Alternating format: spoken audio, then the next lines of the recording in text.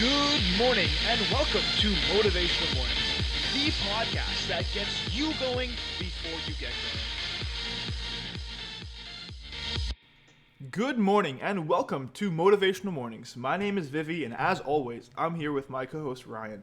Today, we'll be discussing the book Psychology of Money by Morgan Housel, or Housel, maybe that's how you pronounce it.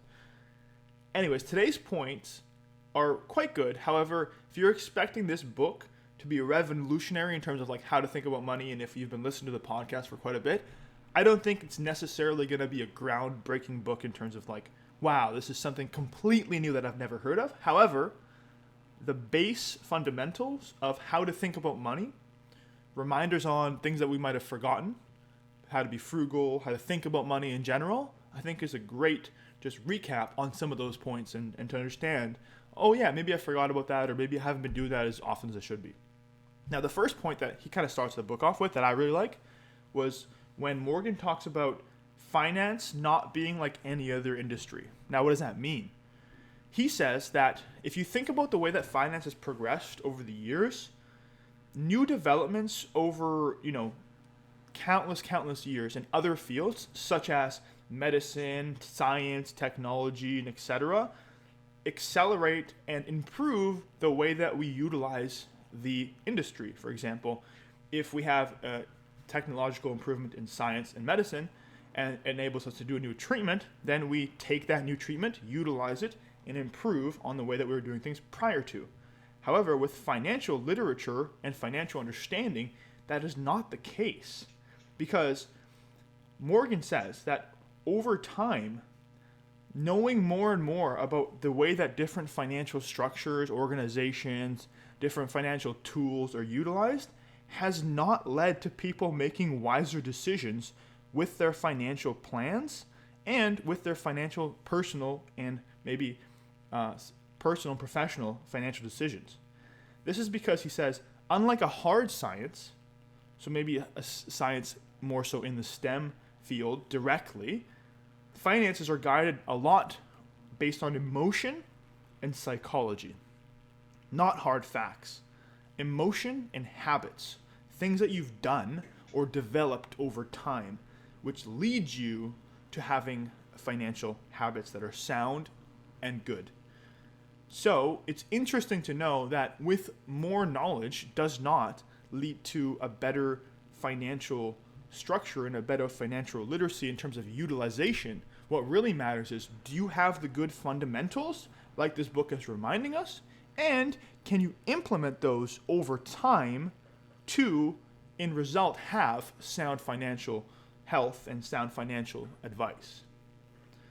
Now, another point that I didn't really know of that Morgan talks about in this book was that the 401k, for those of you not in the US, the 401k is a method of saving your money for retirement, such as for example, an RRSP or a savings account in Canada. The 401k wasn't invented in the US until the 1970s, and both the Roth IRA, which is another type of savings account, wasn't developed until the late 1990s. So, which means that a lot of these vehicles that we think we've always had as a mechanism for saving for the future are really new additions to our financial availabilities. Therefore, what we've done over as humans over the past thousands of years in terms of saving money for the future has been rooted in habits that still hold true today. And even the new financial tools that we have available, unless you're utilizing them, maybe they may not make as big of a difference as having this sound financial structure if you've already had that, let's say prior to the 1970s. Now, one of the other points that I found quite interesting was that when Morgan talks about certain investment firms and how they go about utilizing their time to make money. Now, he talks about how certain investment firms for different kinds of investment financial firms spend more than, for example, 80 hours per week to get just 1/10, like 1/10 of a percent of an advantage on a market, or like maybe 1% of an advantage on a market. When if they just really look at their spending rate, they would find a potential availability to save about 2 to 3% right there, which would compound significantly more over the course of many, many years, as opposed to trying to like really, really hawk down on that 1% to take advantage of the market, because their spending rates on just the way they live, or maybe the lifestyle they have, can compound to a lot more than what they're trying to save in their actual day-to-day job, which I found interesting that that's actually potentially a thing that exists today. Now, to add to those points, I found it fascinating how Morgan talks about his definition of savings. He says the definition of saving should be the difference between your ego and your income. He says, if that difference is small, then you don't need to prove to anyone that you can afford to live a certain way or buy certain things. He just says you need to then just make decisions based on what your goals are and then repeat it over time. But when people get into trouble, that's because the difference between your ego and your income is actually quite large. And then you're trying to keep up with the Joneses and buy the new thing and be within the new circle and get the latest headphones and the latest iPhone and the latest thing year after year. And that's how those little habits over time contribute to potentially having some financial issues and not having the savings you want when you're 50 and ready for retirement, for example. And lastly, one of the interesting points was that he says that savings without a spending goal gives you the opportunity to take advantage and jump onto opportunities, financial ones, when they are present themselves. Otherwise, you are doomed to not have the money when those opportunities arise. So for example, people say, oh, what am I saving for? And you don't need to have to save for anything. All you have to do is to know that you're saving for your future. And when things in the future happen to arise and opportunities happen to present themselves, then based on your goals for saving for the future, you've now prepared yourself to take advantage of those situations.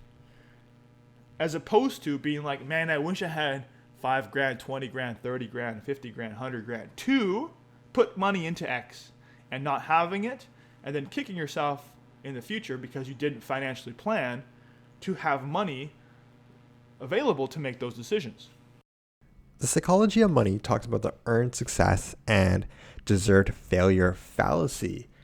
Now, it describes this as a tendency to underestimate the role of luck and risk, and a failure to recognize that luck and risk, they're really just different sides of the same coin. They're interrelated to each other. They're the same thing.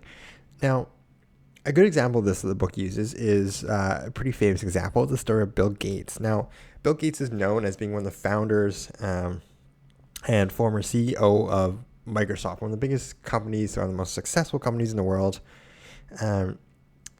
And Bill Gates is a very obviously driven, smart man. He did all the right things, but luck still played a role. Now, the book goes on saying how Bill Gates, he attended one of the only high schools in the world that had a computer in 1968.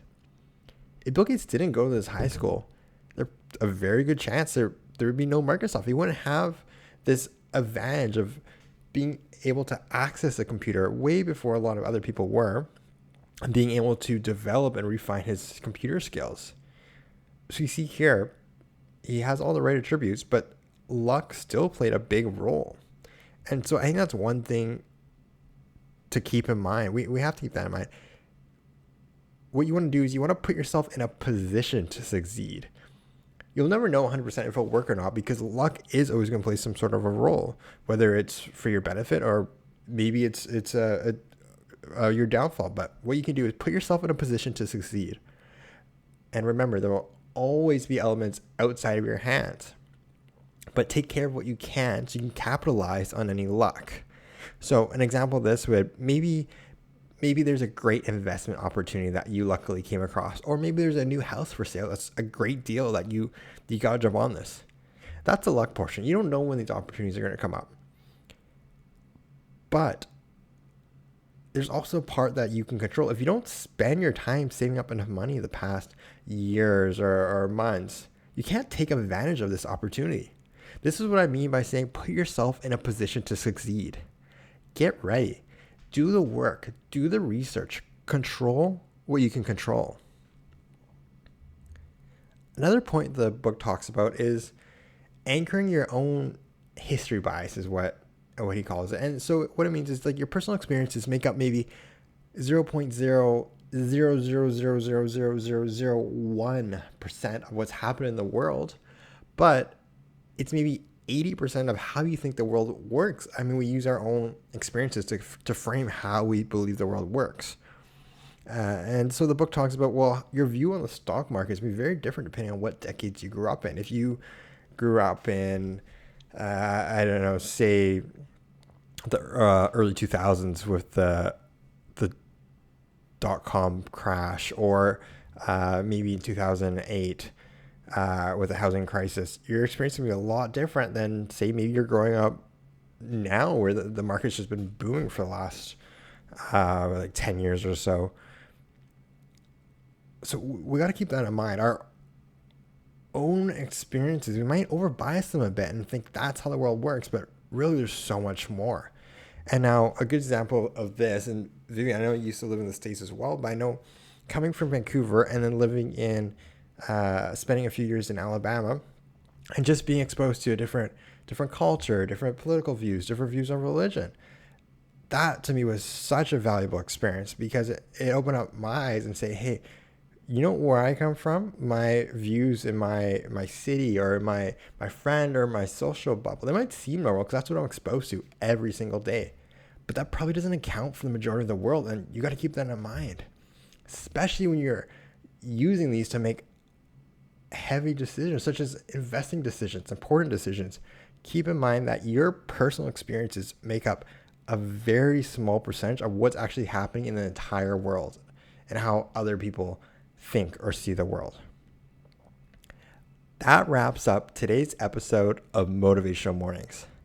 If you want to get a free Audible copy of this book, you can go to audibletrial.com/motivational mornings to get your free Audible 30-day trial, and you get one free book. You can choose any audiobook, including this one, Psychology of Money. And if you don't like it, you can cancel within 30 days. Thanks for listening, everyone, and have a great day.